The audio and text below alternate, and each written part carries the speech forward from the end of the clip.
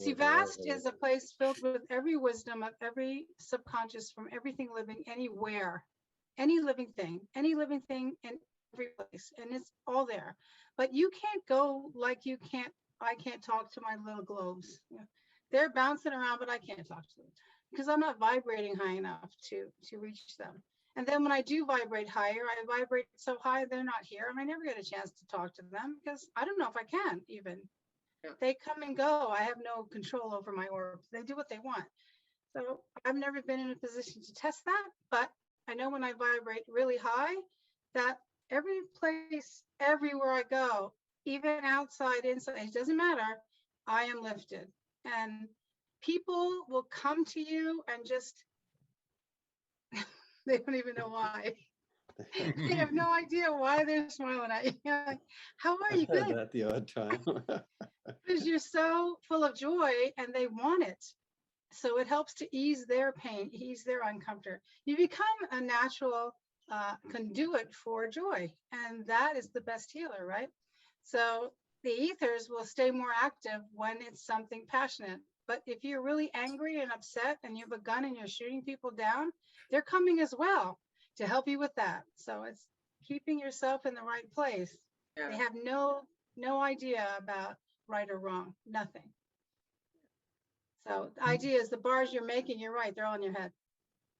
They're not real. They're not real. Yeah, I've had numerous experience of reaching out to that energy for help. And, it's taken different forms at different times. It's just been a way to ask, to have a conversation, but it's like a knowing, a way of just putting it out there, but also it's a knowing that it's there and that they are going to help. Like I say they, but it is, it is just, I know that I'm being listened to. Yeah. Right? And exactly. I've had so much proof that, it's undeniable. So it's, and the one example that's been coming to mind the last few days in the lead up to this is when my mother went into palliative care because of her illness. And I would just reach out, fall asleep every night, just asking that, I didn't want her to suffer, of course. And so I was just asking her to just take her peacefully, like just, make this transition as easy as possible. And I just continued that, every chance I had. But it was especially when I was at night falling asleep or in bed trying to fall asleep. And just the sequence of events that happened, from the time I was really asking for the help and until she passed was incredible. Like all the nurses and doctors and caregivers that, I was having meetings with, and this was all when COVID first broke out. So everything was shut down, but everything it was like a pathway was cleared for us. And all the doctors and nurses and caregivers, and we're always just shaking their head and saying, this just doesn't happen. This just isn't, like, we've never seen this happen before, right? That everything just came off without a hitch. And because they had been in the system and just they knew how it was going to go. And so this energy I was, asking for, just took care of it. It just, like for us to get her the last week of her life into a hospice was pretty much impossible, but it just happened exactly when it needed to. And it was just a great, it just really affirmed what I knew, that when you're, you're asking, you're putting that intention out there, that energy, like you said, that passion and, that energy that you're asking for, that you're feeling is answered, and that, you can, and just stay in touch with that, and it moves things along. Did the, It's exactly, these are the things that I'm sure of. yeah. You have to have clarity of thought. And you have to answer the question, what do you want? Mm-hmm. Mm-hmm. You wanted her to pass as quickly as you wanted her to be in a nursing home. You wanted whatever you wanted, you were definite, you were clear what you want. And then you're repetitive at the best time, which is when you're going to sleep. This is the best time. Mm-hmm. Most perfect time is on your way to sleep. When you get up to pee, go back to bed, think about it again. When you get up, think about it again, and go.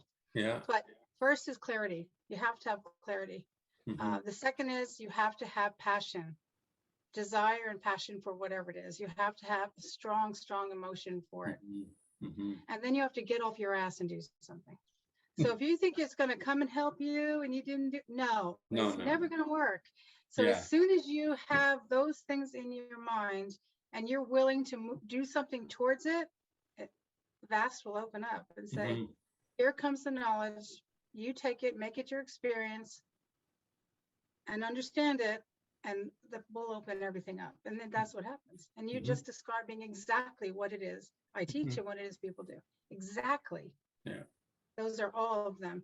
So I have people do meditative things and breathing techniques so that they can get into a state because they're not used to using their lung, which is a big problem. People don't use their lungs. They use just small bits of it. So I have them use most of it, all of it as I can, and then put them on a visual guided meds for meditation, not meds, guided meditations, and then work with tools so that they can lift and be in a lifted state. So the thing that's most important though, which people are kind of like, well, I did what you said for a week and it didn't work. I'm like, you did it for a week. Wow. A week. Oh, woohoo. Let's all get the candy out. Yeah. And then they ask for things that are like, I want a mansion in the woods with 2 cars. I'm like, well, let's start with something smaller. You can have the dream, but how do you get to the dream? Like, well, how are you going to help that dream happen? Where's the mansion in the car? Do you even know where that is? Do you have a location? No, I didn't think of that. That's not clarity. You need absolute clarity, which is what you had. Then you have to have the passion and desire with it. It has to be there.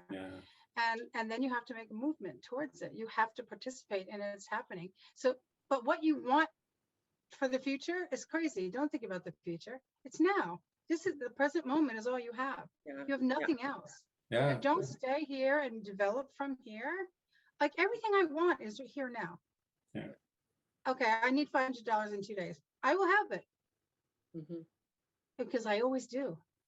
I've never in my whole life said, oh, gee, I'm low on money. Where's it coming from? And it just shows up. Why? Because I want it and have a reason and I'm passionate about it and I don't care. I'm not worried about it. I don't put any fear or negativity. So the guy said before, do you have any fears? I'm like, I'm probably the most fearless person I know. Yeah, that's true. Right? I'm pretty fearless. Yeah, you are. I wasn't even born with fear. I think there's so many kids in my family, they forgot to teach us that one. But I don't have fears. I'll get on a plane and go anywhere. I don't care.